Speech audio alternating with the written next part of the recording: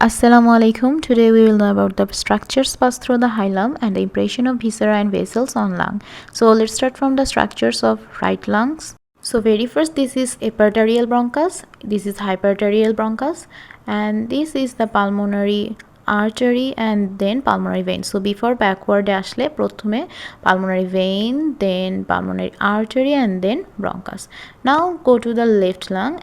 Here we can see from the before backward, this is pulmonary vein, then pulmonary artery, and yes, this is a pulmonary artery, and this is bronchus. So yeah, these were the structures.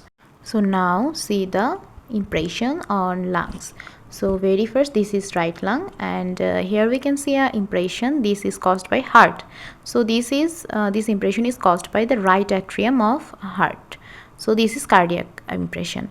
So just upper side of this impression, there is an impression for superior vena cava, and this is for inferior vena cava. Now there is a arch shape. Which is for arch of astragalus vein, which drain into the superior vena cava.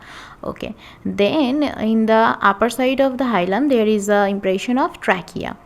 Here is esophagus, impression of esophagus. So in the upper side, we can see the impression of subclavian artery, which is the branch of brachiocephalic trunk.